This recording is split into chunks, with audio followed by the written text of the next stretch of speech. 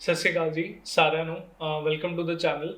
तो यार device slowdown एक ऐसी प्रॉब्लम है जो ऑलमोस्ट हर कोई बंदा फेस करता है अपनी लाइफ में जब भी वो कोई नया पीसी या लैपटॉप खरीदेगा, है ना। तो यार होता क्या है, जब भी आप नया लैपटॉप खरीदते हो पीसी खरीदते हो तो वो बहुत सही चलता है ना, हमें मज़ा आ जाता है कि क्या परफॉर्म कर रहा है। लेकिन 6 महीने से लेके 1 साल के बाद आपको डिग्रेडेशन दिखने लग जाएगी परफॉर्मेंस के अंदर कि यार ये अपनी ओरिजिनल कैपेसिटी पे परफॉर्म नहीं कर रहा है। तो ये वीडियो बेसिकली कुछ टिप्स एंड ट्रिक्स हैं जो आप ट्राई कर सकते हो अपने पीसी या लैपटॉप की परफॉर्मेंस इंक्रीज करने के लिए, है ना। तो आइए देखते हैं ये टिप्स एंड ट्रिक्स क्या हैं।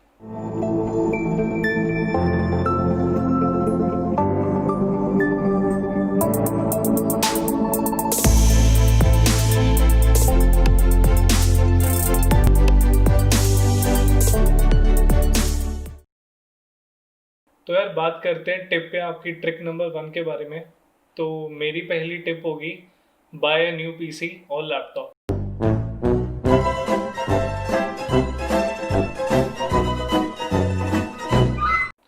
तो यार जोक्स असाइड, कभी कभी ऐसा होता है कि आपका जो एग्जिस्टिंग हार्डवेयर है यार, अगर वो 10 साल पुराना है ना, उसमें 1 GB रैम है, आपका कोर टू डुओ प्रोसेसर है, और आप बोल रहे हो कि भाई इसमें GTA 5 नहीं चल रही है, ये सॉफ्टवेयर नहीं चल रहा, तो यार वो हार्डवेयर लिमिटेड है, आप उसमें कुछ भी नहीं कर सकते।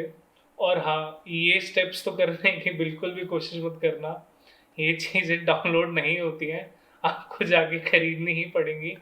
तो अगर आपकी ये प्रॉब्लम है तो यार इस केस के अंदर ये जो मैं आगे टिप्स एंड ट्रिक्स बताऊंगा आपको काम नहीं देंगी। तो अगर आपके पास 10 साल पुराना सिस्टम है तो मैं तो रेकमेंड करूंगा कि एक नया पीसी या लैपटॉप आप ले लो, वो बेटर इन्वेस्टमेंट है। तो यार अब बात करते हैं टिप नंबर 2 के बारे में। तो मेरी टिप नंबर 2 होगी कि by a solid state drive. तो यार मैंने यूजुअली देखा है जब भी लोग स्लो डाउन फेस करते हैं अपने सिस्टम के अंदर, तो उनकी पहली चीज़ उनके दिमाग में ये आती है कि यार रैम बढ़ा लेते हैं यार। लेकिन ट्रस्ट मी, रैम बढ़ाने से आपको 90% ऑफ द केसेस में बिल्कुल भी इम्पैक्ट नहीं दिखेगा अपनी परफॉर्मेंस के अंदर। उसका रीज़न क्या है कि यार आपका जो प्रोसेसर जो भी काम करता है उसका पहले सारा डेटा, जो उस काम का सारा डेटा स्टोर्ड होता है हार्ड डिस्क के अंदर, है ना।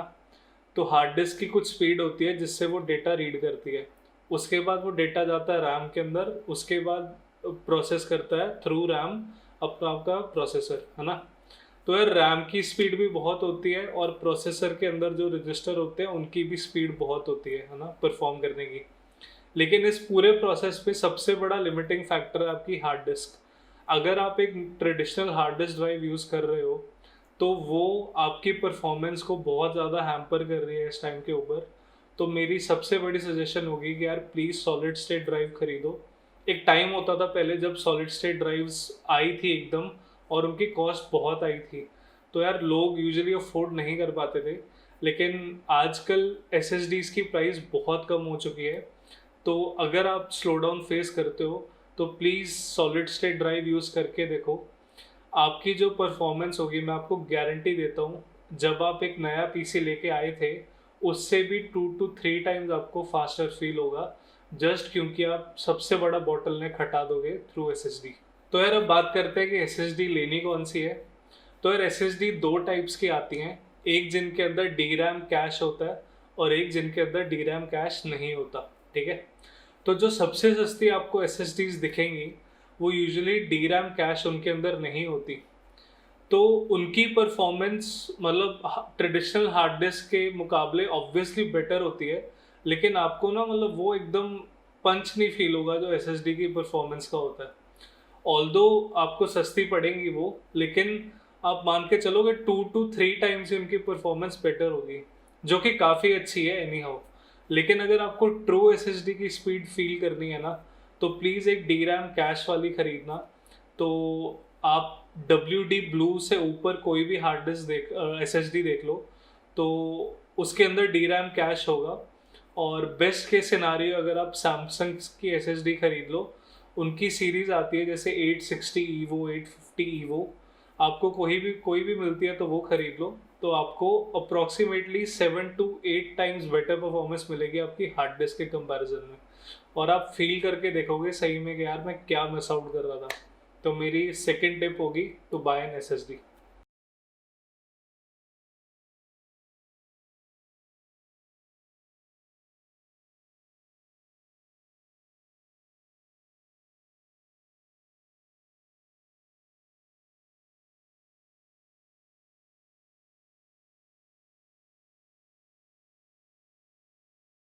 तो यार मेरी टिप नंबर 3 होगी टू रिमूव माइनर्स या मॉलवेयर।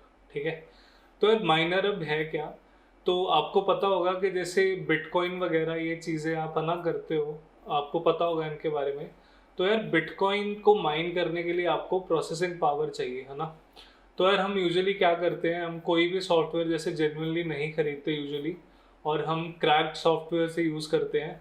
तो अगर आपको ट्रस्टेड सोर्स नहीं पता जिससे आप डाउनलोड कर सकते हो, तो कभी कभी होता क्या है कि यार उन सॉफ्टवेयर्स के साथ ना ये लोग माइनर्स बंडल कर देते हैं।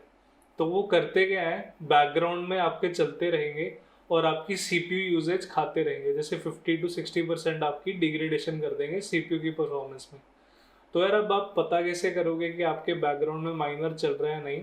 इसका बहुत इजी एग्जांपल होता है।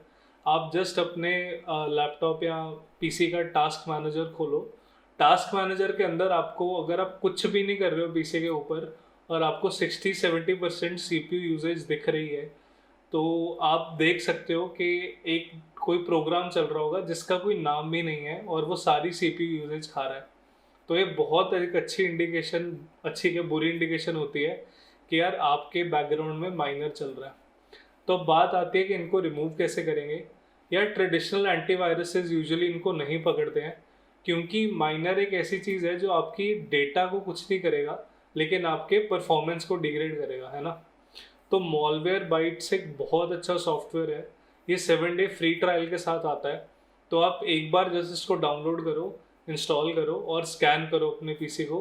तो जितनी भी रजिस्ट्री की प्रॉब्लम्स हैं, जितनी भी आपके माइनर हैं या कोई भी चीज़ चल रही है, तो उन चीज़ों को ये इजीली हटा देगा।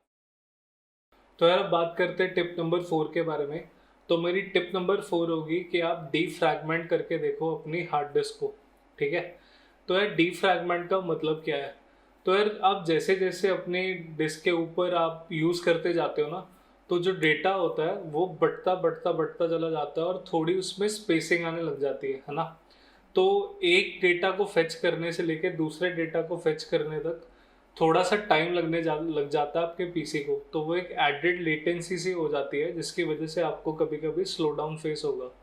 तो मैं रेकमेंड करूँगा कि आप 1 मंथ के बाद डीफ्रैगमेंट ट्राई करके देखो अपने पीसी को। ये करना बहुत आसान है। मैं आपको इस वीडियो के थ्रू दिखाता हूँ कि आप कैसे कर सकते हो।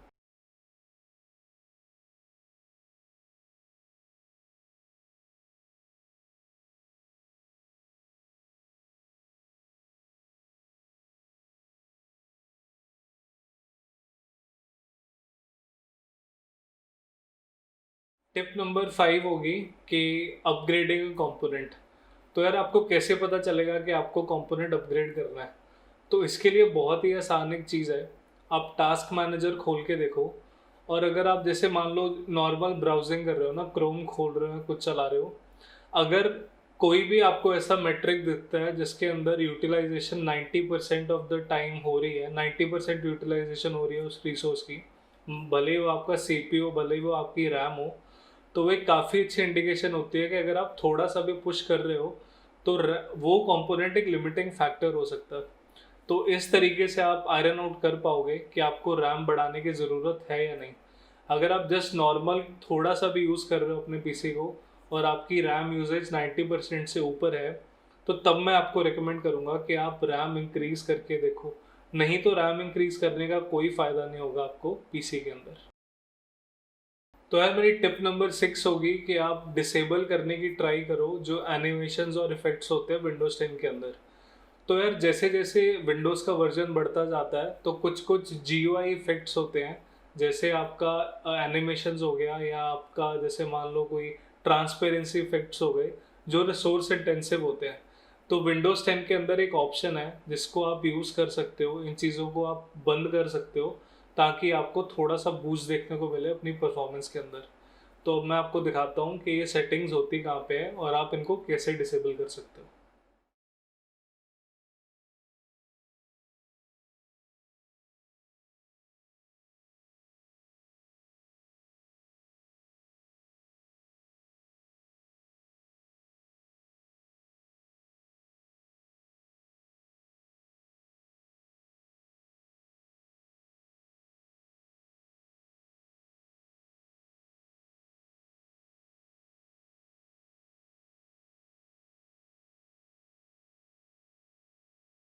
तो यार मेरी टिप नंबर 7 होगी कि आपने देखा होगा यूजुअली जब भी आप अपने पीसी को स्टार्ट करते हो तो यार स्टार्टिंग के 5 मिनट ना काफ़ी स्लो चलता है ना।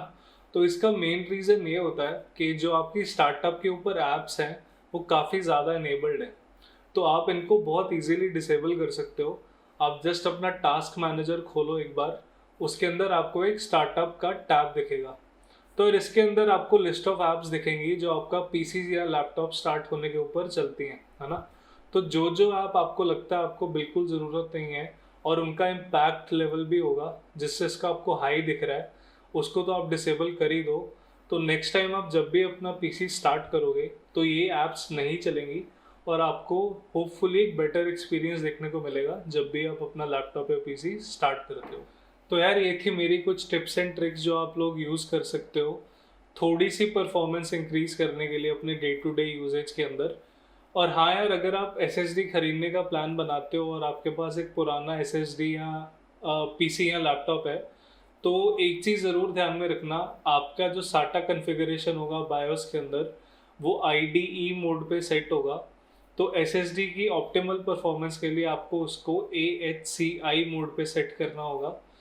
ये सुनने में ही कॉम्प्लिकेटेड लगता है, बहुत ही आसान चीज़ है।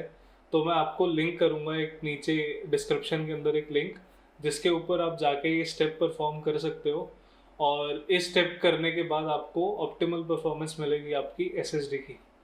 तो यार थैंक यू वीडियो देखने के लिए, होपफुली आप लोगों को पसंद आई होगी। तो बस ऐसे सपोर्ट करते रहो और मिलते हैं नेक्स्ट वीडियो के अंदर।